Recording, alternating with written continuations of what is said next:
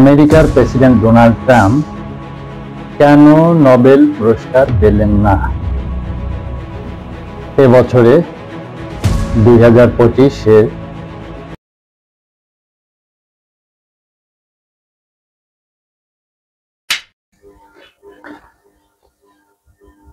আশা করি ভালো আছেন সকলে।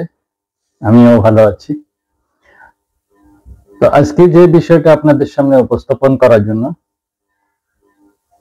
উপস্থিত হয়েছি সেটি হলো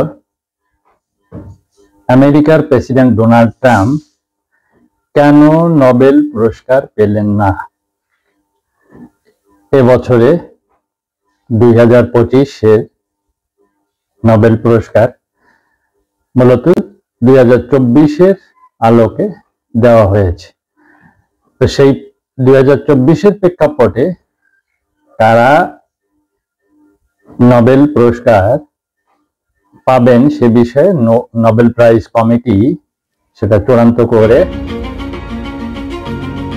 ভেনিজুয়েলার একজন রাজনৈতিক নেত্রী তিনাকে দিয়ে দিয়েছে। তো আমাদের আলোচনার বিষয় হলো ডোনাল্ড ট্রাম্প কেন পেলেন না, আর তো সেই বিষয়ে যাওয়ার পূর্বে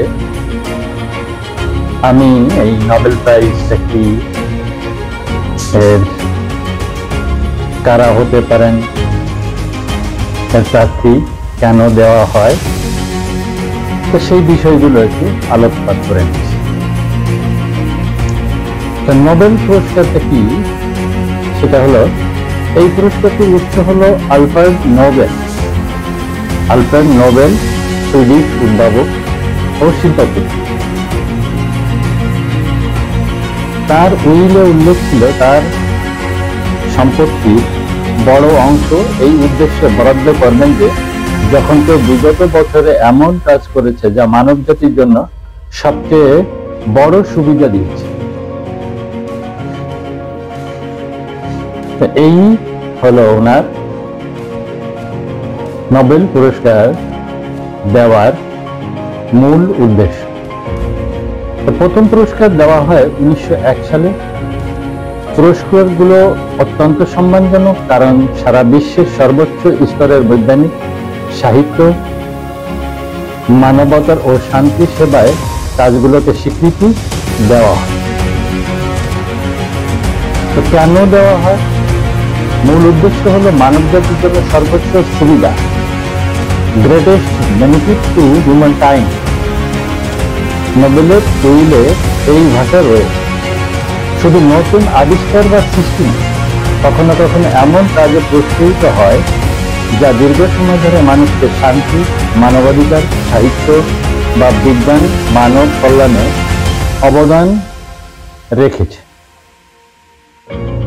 পুরস্কার দেওয়া হয় বছরে একবার। আভ্যন্তরীণ কারণে কোনো বছর নাও দেওয়া হতে পারে। সাধারণভাবে প্রতি বছরই দেওয়া হয়। কারা পায়, কারা হতে পারেন এর জন্য প্রার্থী? ব্যক্তি বা কখনো কখনো প্রতিষ্ঠানও বিশেষত শান্তি পুরস্কার পেতে পারে।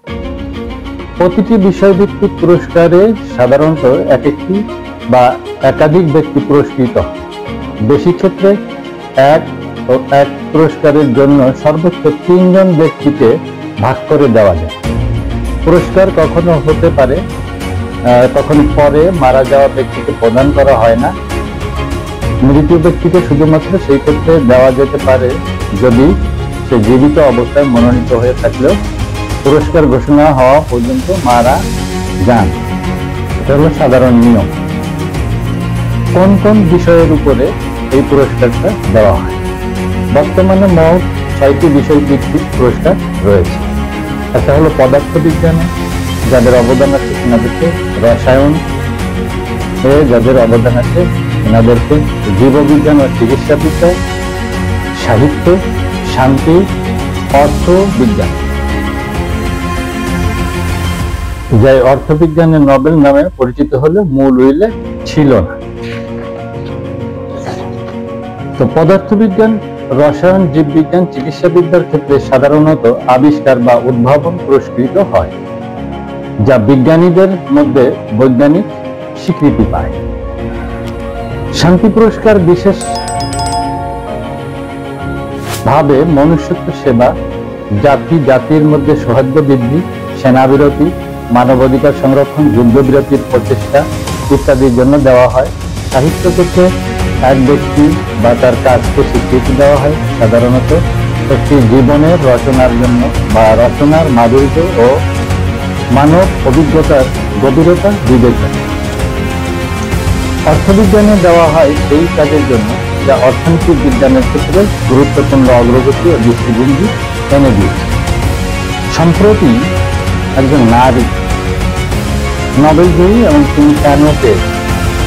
বিশ্বের বুকে নোবেল পুরস্কারে অনেক নারী বিজয়ী হয়েছেন। 1901 থেকে 2024 সাল পর্যন্ত মোট 65 জন বা বেশি নারী পুরস্কার পেয়েছেন।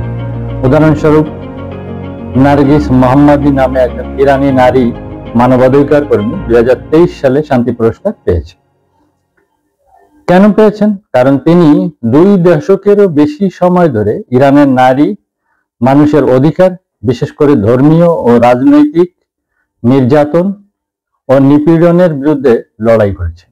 এইভাবে তিনি এমন এক কাজ করেছেন যা সাধারণভাবে শান্তি ও মানবিক অধিকারের সপক্ষে অত্যন্ত গুরুত্বপূর্ণ বিবেচিত হয়েছে। মারিয়া করিনা মাখাডো, ভেনিজুয়েলার রাজনৈতিক বিরোধী নেত্রী, পুরস্কার নোবেল